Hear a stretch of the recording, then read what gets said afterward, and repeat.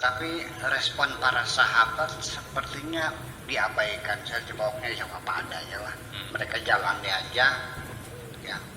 Tetapi setelah 200 tahun kemudian, ketika bangsa Arab itu sebagai pengawal utama peradaban yang dibangun oleh Kanjeng Nabi Muhammad, di abad kedua itu di situ bersentuhan dengan peradaban lain. Dari sisi akidah dengan orang India, dari sisi keilmuan dengan orang Persia, orang Turki, sisi filsafat dengan orang-orang Yunani, peradaban tentang pemerintahan dan sebagainya dengan Mesir dan sebagainya. Di situ terjadi pergulatan peradaban. Sehingga yang tadinya tidak dilihat menjadi masalah, menjadi masalah takdir ini. Nah, sehingga terjadilah di situ persepsi-persepsi yang berseberangan dan berbeda-beda tentang takdir itu. Kalau Mu'tazilah sejak awal menolak keras adanya takdir itu, karena apabila takdir itu ada, berarti Tuhan tidak adil. Ini kaum rasionalis. Saya ingin sebelum saya bicara panjang-panjang mau saya tanda kutip dulu atau garis bawah sebagai catatan kaki. Saya tidak pernah menyalahkan siapapun. Ya, ini sebagai menyampaikan pendapat mereka dengan tidak menyalahkan siapapun. Sulit bagi saya untuk menyalahkan orang lain itu. Mu'tazilah itu adalah kaum rasionalis yang menolak takdir dengan alasan mereka membela keadilan Tuhan. Tidak mungkin Tuhan itu durjana, tidak mungkin Tuhan itu jahat, tidak mungkin Tuhan tidak adil, pasti adil. Nah, ketika takdir itu ditetapkan menjadi kepastian tentang perjalanan hidup kita, iman kita, kafir kita, selamat kita, cilaka kita, semuanya telah ditentukan. Lalu apalah artinya Tuhan menyuruh kita dan melarang kita? Apalah artinya Allah menyuruh kita beriman, tapi Allah sudah menentukan kekufuran kita? Bagaimana Allah menyuruh kita untuk berbahagia, Allah sudah menentukan kita sengsara. Nah, sehingga orang Mu'tazilah secara jelas menolak tidak ada takdir. Itu logikanya. Jadi ketika nasib itu sudah ditentukan oleh Tuhan, maka ketika Tuhan memerintahkan apapun dengan tidak diberi kebebasan kita untuk melaksanakannya, itu kezaliman. Seperti halnya Pak Akar diikat kakinya, diikat tangannya, lalu dilemparkan ke tengah lautan, lalu diperintahkan jangan tenggelam.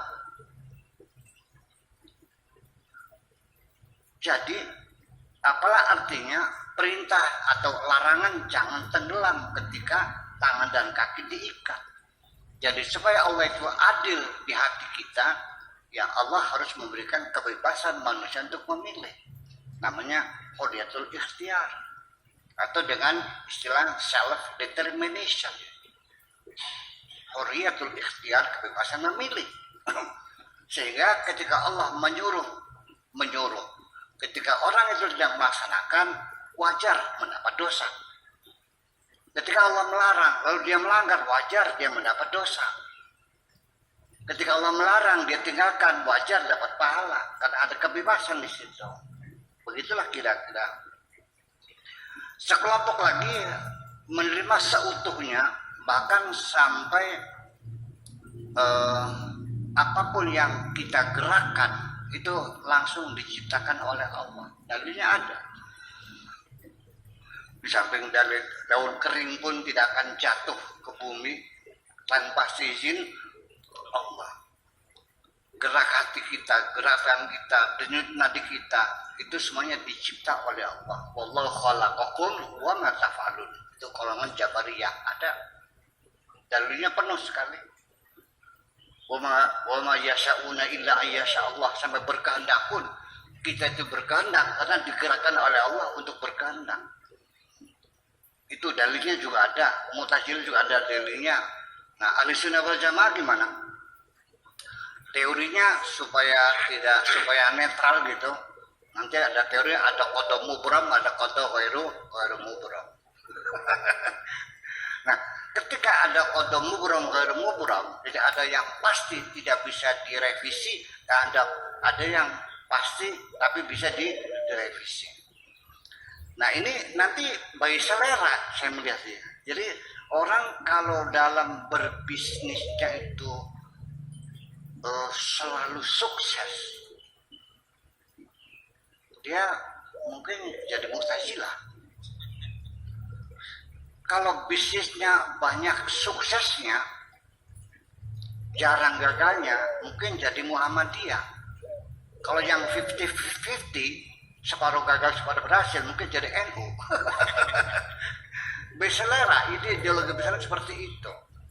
Nah, tetapi sekalipun demikian, kita tidak bisa menihilkan, tidak bisa memejam mata.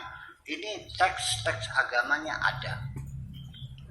Nah, makanya dari persepsi awal bahwa tidak mungkin Allah itu syar, maka sesungguhnya kalau boleh itu ke depan bisa nggak dirubah punya hadisnya itu, antakuna bil qadari, bukan khairihi wa syarrihi minallah, tapi khairihi wa khairihi wa khairihi wa khairihi minallah.